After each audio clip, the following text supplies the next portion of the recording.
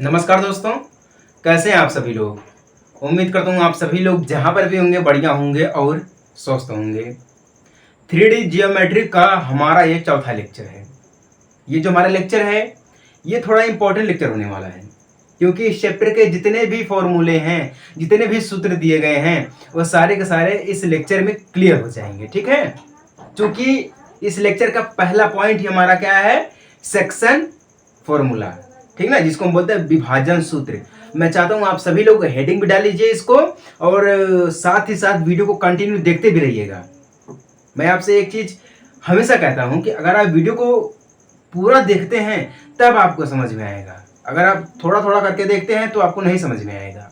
ठीक है ना, तो चलिए स्टार्ट करते हैं। आप लोग जो है ना, पहला हेडिंग डाल लीजिएगा सेक्शन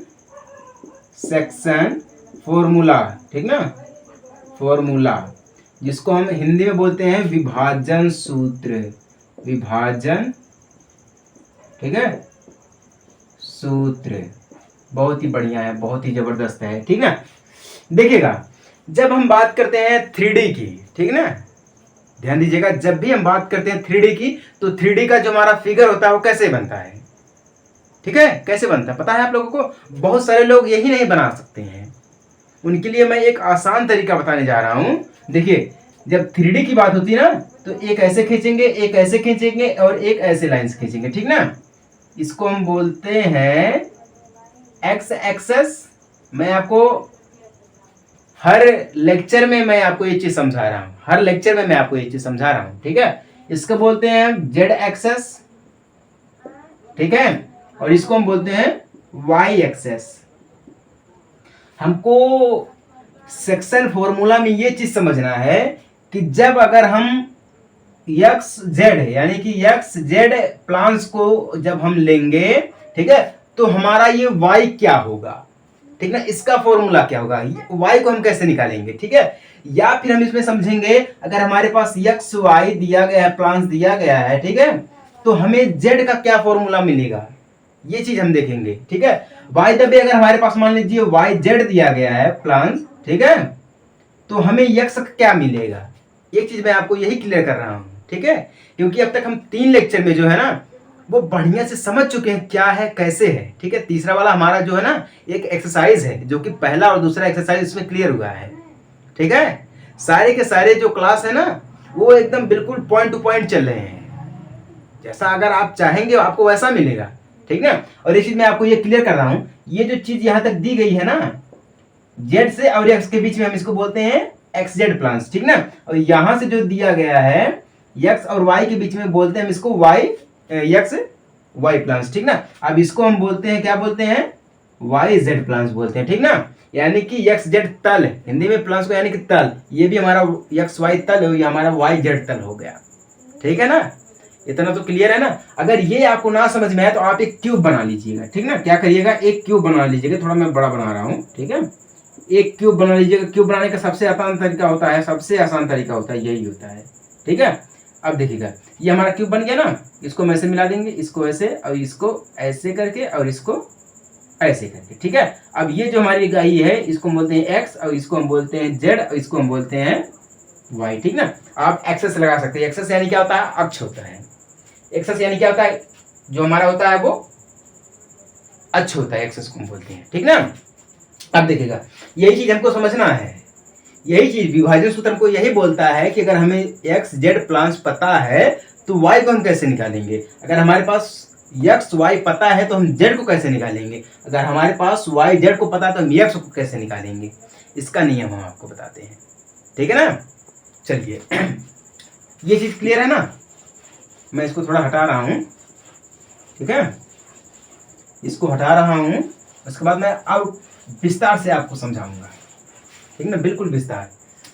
देखिएगा हम क्या करते हैं, जब हम यहाँ से एक प्लान्स को बनाते हैं, ठीक ना, एक्स हो गया, जेड हो गया, ये हमारा हो गया वाई। ठीक है, तो देखिएगा एक हमारा होता है ये मेन पॉइंट, जिसको हम ओ से करते हैं, यानी कि हमारा क्या कोऑर्डिनेट होता है एक। ठीक ना, अब देखिएगा जब ये कोऑर्डिनेट होता है तो यहां से हमारा एक क्या गया है, एक लाइन से गई जिसको हम पी बोलते हैं। क्या बोलते हैं, पी बोलते हैं।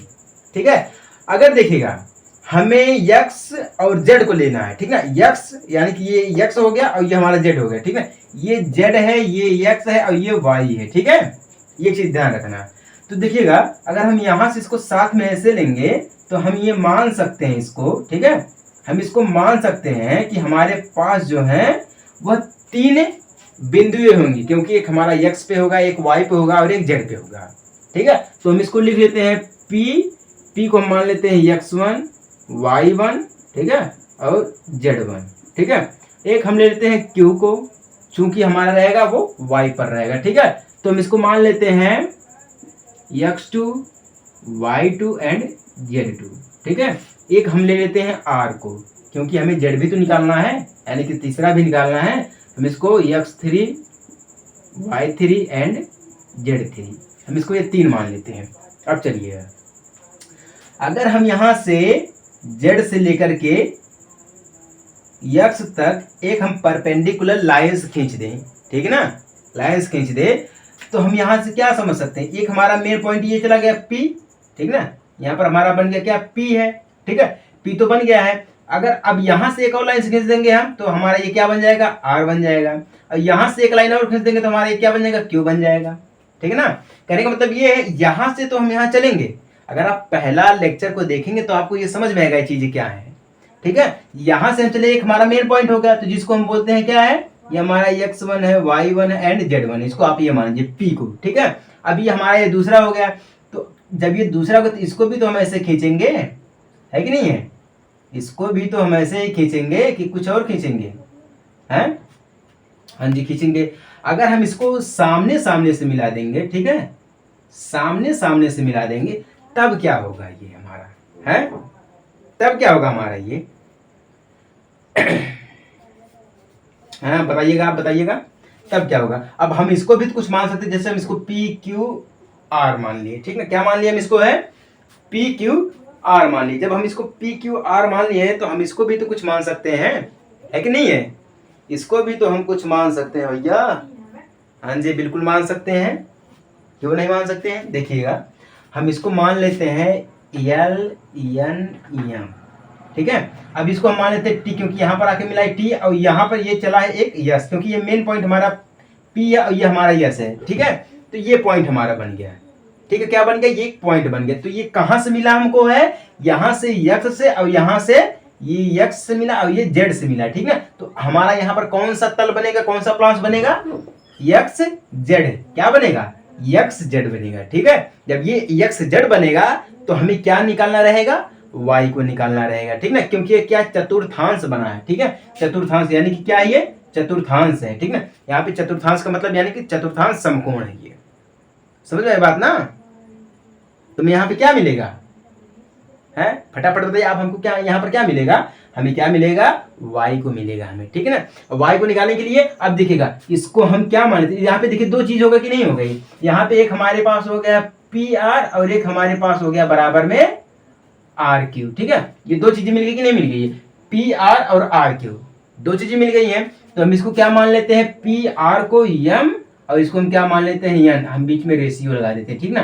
तो यही हमें समझना है, यम रेशियो यन, क्या समझना है, यम रेशियो यन, यही चीज हमें समझना है, ठीक है। इसको हम रेशियो में लेके चलते हैं।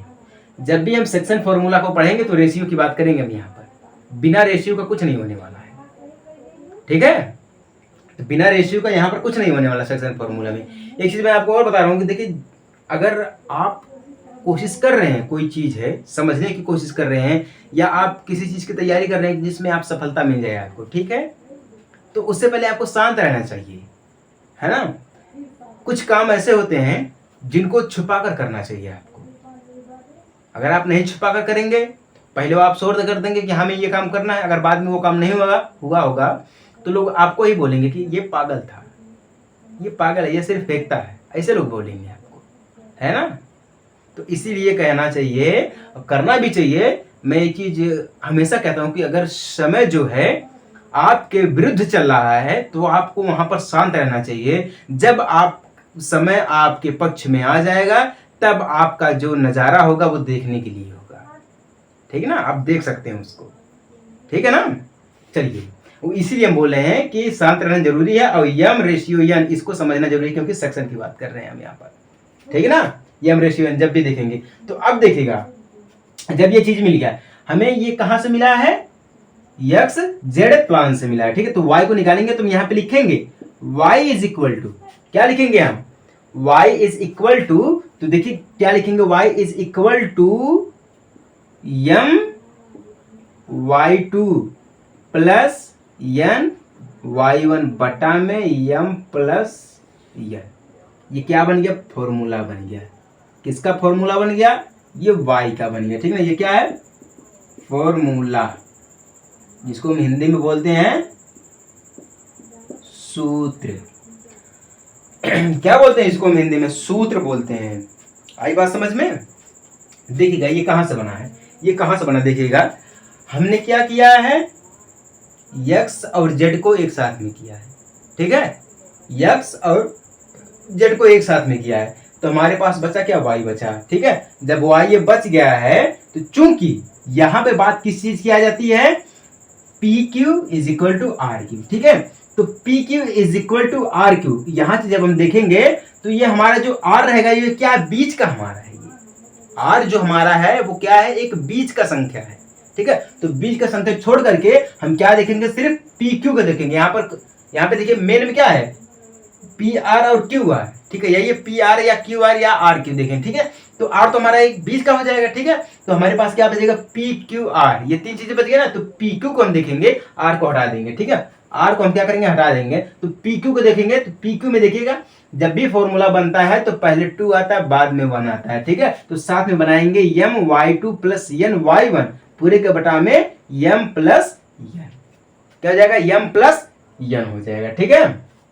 देखिए ये चीज आपको समझ में आई कि नहीं समझ में आई, अगर ये चीज आपको समझ में आई है तो आप जो है ना चैनल को सब्सक्राइब कर लीजिएगा, क्योंकि डेली आपको ऐसे समझदार वाले वीडियो मिलते रहेंगे, ठीक है। अब देखिएगा अगर हमें यक्स का निकालना है, यक्स इज इक्वल टू, अगर हमें यक्स का निकालना है तो हम क्या यहाँ पे देखेंगे, यक्स का अगर हमें निकालना रहेगा तो वाई हम जेड को देखेंगे, ठीक है। बिल्कुल वही प्रोसेस सेम, यक्स को निकालना रहेगा तो वाई के लिए देखेंगे। तो हमें यहाँ पर क्या मिलेगा, यम x2 प्लस एन x1 पूरे के बटा में m प्लस एन, ठीक है।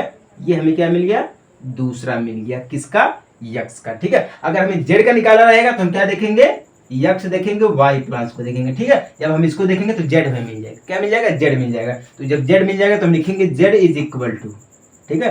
z इज इक्वल टू पे हम ब्रैकेट में इसको कर देते हैं, तो m z2 plus N z1 पूरे के बटा में m प्लस n, ये हमारा फॉर्मूला हो जाएगा, ठीक है।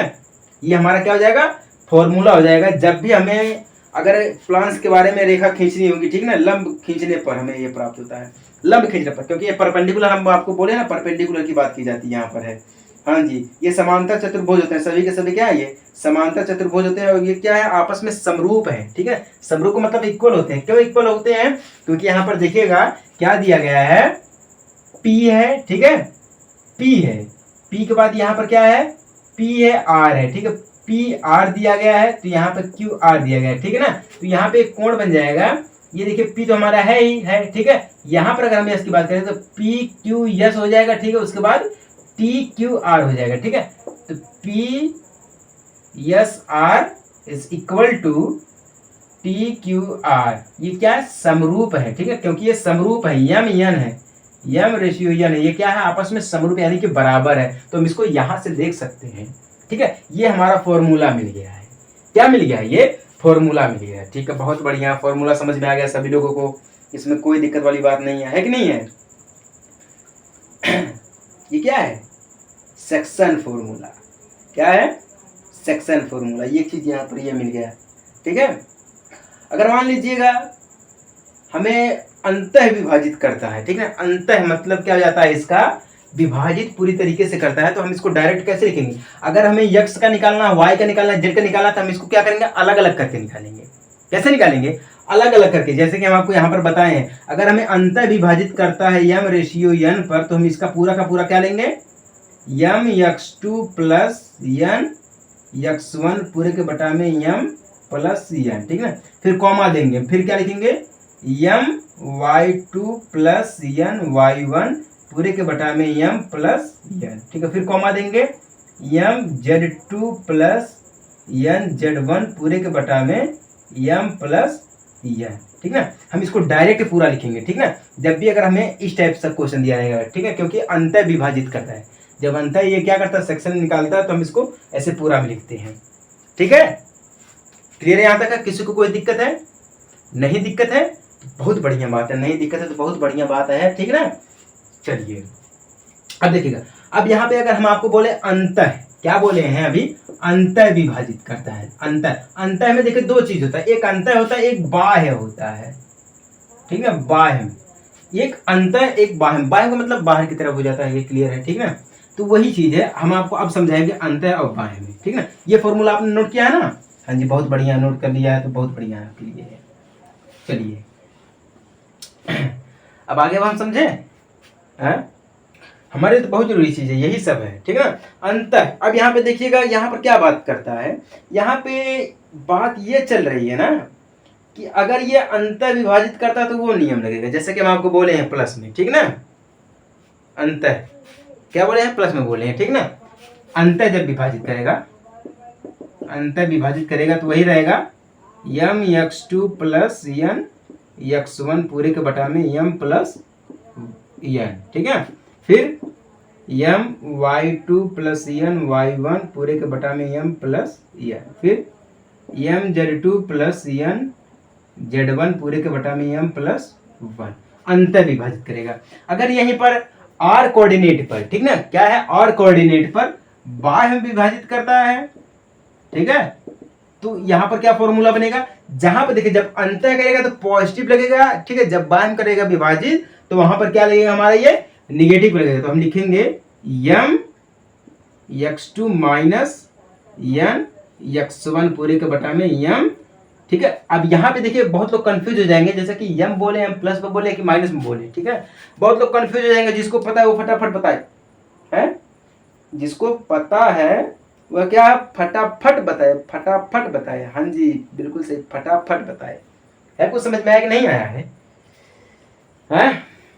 हाँ जी, यहाँ पर भी माइनस ही लगेगा। हाँ, बहुत लोग समझ रहे हैं। m y2 minus n y1 पूरे के बटा में m minus 1, m minus n, ठीक है। m z2 minus n z1 पूरे के बटा में m माइनस n, ठीक है। देखिएगा, जब अंतः करेगा तो पॉजिटिव लगेगा, ठीक है, जब बाह्य करेगा तो निगेटिव में लगेगा। क्यों लगेगा? क्योंकि अगर हमें क्या करना होता है ना, अगर हमें डायरेक्ट अगर पूछ दिया क्वेश्चन में कि इसको दोनों रूप से विभाजित करिएगा, ठीक है, अंतः में भी करिएगा विभाजित और बाह्य में भी करिएगा विभाजित, तो आप कैसे करेंगे, n अगर अंतः में करना तो पॉजिटिव का n रहेगा, अगर बाह्य में करना है तो क्या रहेगा, निगेटिव का n रहेगा। बस इतना याद रखना कि निगेटिव का n रहेगा हमारा, ठीक है। तो ये नियम हो जाता है। बात समझ में आई कि नहीं समझ में आई है? हाँ जी, बहुत बढ़िया, बहुत बढ़िया, समझ में आ गई है। चलिए, ये फॉर्मूला आप लोग नोट कर लिए कि नहीं नोट किए? फटाफट नोट कर लीजिएगा आप लोग फॉर्मूले को, हैं? फॉर्मूला नोट करिए भैया, नोट करिए, क्योंकि आपका चल ही यही रहा है सेक्शन फॉर्मूला। चलिए, हो गया होगा नोट आपका, है? चलिए, अब एक चीज मैं आपको और समझा रहा हूं। देखिएगा, अगर हमारे पास कोई मिड पॉइंट है, ठीक है, उसका कोऑर्डिनेट कोई आर है, तो जो पी क्यू का मिड पॉइंट होगा वो क्या होगा, m रेशियो n, यानी कि 1:1। समझ में आई बात? चलिए देखिए, अगर हमारे पास कोई मिड पॉइंट है, ठीक ना, जैसे कि यहाँ पर एक मिड पॉइंट हमारा दिया है, ठीक है, मिड पॉइंट है, और क्या हमारा यहाँ पर मिड पॉइंट है, मिड पॉइंट क्या हमारा है, मिड पॉइंट या मिड पॉइंट कोऑर्डिनेट r है, ठीक है। तो इसका जो PQ होगा, क्या होगा, PQ, जैसे कि हम बोले ना PQ दो बिंदु होती है, तो जब PQ हमारा यहाँ पर एक P हो जाएगा, उसके बाद हमारा यहाँ पर Q हो जाएगा, ठीक ना, ये Q हो गया और ये P हो गया। इसका जो मिड पॉइंट होगा, यहाँ पर हमने R को लिया था, ठीक है, इसका जो मिड पॉइंट हो जाएगा R कोऑर्डिनेट का, ठीक है, तो यहाँ पर हम इसको क्या लिखते हैं, m रेशियो n, इसको हम 1:1 के रूप में भी लिखते हैं, ठीक ना, ये इसके बराबर में, तो 1:1 के बराबर में होता है, ठीक है, ये चीज होता है। तो अगर हमें इसको निकालना रहेगा, सिर्फ इसको निकालना रहेगा, तब हम कैसे निकालेंगे, उसके लिए फॉर्मूला क्या होता है, x के लिए हम बताए हैं फॉर्मूला होता है, इसको निकालना तो फॉर्मूला आता है, अगर x निकालना है तो x is equal to x2 plus x1 पूरे के बटा में 2। क्या है, हम इसको लिखेंगे x2, ठीक है, प्लस x1 बटा में 2, ठीक है, या फिर हम इसको लिखेंगे x1 प्लस x2 बटा में 2। y निकालना रहेगा तो y2 प्लस y1 बटा में 2, और या हम y1 प्लस y2 बटा में 2। z निकालना रहेगा z2 प्लस z1 बटा में 2, और z1 प्लस z2 बटा में 2। ये चीज होता है, ठीक ना। कहां पर होता है, जब PQ हमारे पास कोई एक पॉइंट दिया गया, मिड पॉइंट दिया गया, ठीक है, उसका एक कोऑर्डिनेट होता है r जो कि मिड पॉइंट यानी कि बीच का केंद्र है, ठीक है। तो इसको निकालने के लिए हमें m ratio n is equal to 1:1 के बराबर में होता है, ठीक है। किसके बराबर होता है, 1:1 के बराबर में होता है। तो उसको निकालने के लिए हमें ये फॉर्मूला लगाना बहुत ही जरूरी है, और इसी फॉर्मूले के आधार पर हमारा ये चलता है, ठीक है। बात समझ में आई कि नहीं समझ में आई है? हाँ जी, समझ में आ गई, बहुत बढ़िया, बहुत बढ़िया समझ में आ गई है, ठीक है। चलिए एक दूसरा दिया गया है, कोई हमारे पास रेखाखंड PQ है, जैसे कि यहाँ पे दिया गया है, ठीक है। इसको हम जो है ना k:1 के अनुपात में इसका अंतर विभाजित कर सकते, ठीक ना। तो k इज इक्वल टू क्या आ जाएगा, m बटा में n, ठीक ना, क्या हो जाएगा, हाँ, ठीक है। रेखाखंड क्या है, इसका PQ है। अगर हम इसको जैसे कि m रेशियो n में करते हैं, इज इक्वल टू क्या होता है, 1:1 होता है। अगर जब हम इसको रेखाखंड में करेंगे तो k, ठीक है, रेशियो 1 हो जाएगा। क्या हो जाएगा, k रेशियो 1 हो जाएगा। k रेशियो 1 का मतलब होता है k is equal to m बटा में n, ठीक है। क्या होता है, k is equal to m बटा में n होता है, ठीक है। अगर हमें, क्योंकि अगर ये क्या हमारा चर पद है, अचर है, ठीक ना, अगर हमें इसमें निकालने के लिए कभी कभी दे दिया गया तो हम क्या करेंगे, इसका फॉर्मूला अलग होता है, ठीक ना। ज्यादा अंतर नहीं होता है, बट होता है कुछ। तो इसका हो जाएगा पूरे का पूरा का निकालने के लिए kx2, ठीक ना, यहां पर ऐसे kx1 प्लस x2, ठीक है। क्या हो जाएगा, kx2 है ना, हाँ x2 या x1 बात एक ही, ठीक ना, बटा में k प्लस 1 हो जाएगा। क्या हो जाएगा, k प्लस 1 हो जाएगा या 1 प्लस k, बात एक ही है। हाँ, क्वेश्चन में यही दिया गया है, 1 प्लस k, ठीक है। फिर k y1 प्लस y2 बटा में 1 प्लस k, फिर क्या है, k z1 प्लस z2 बटा में 1 प्लस k। ये इसका फॉर्मूला होता है, ठीक है। अगर हमारे पास कोई रेशियो दे दिया गया k ratio 1 is equal to k is equal to m by n, ठीक है, उसके लिए फॉर्मूला होता है। तो हम बोलते हैं इसको सेक्शन फॉर्मूला या विभाजन सूत्र बोलते हैं, ठीक है। किसी को कोई दिक्कत है? नहीं दिक्कत है तो बहुत बढ़िया, थोड़ा मैं पानी पी लेता हूँ, बाकी आप लोग देखिएगा इसको कैसे होता है ये, ठीक है। ये समझ में आया कि नहीं समझ में आया है, हैं?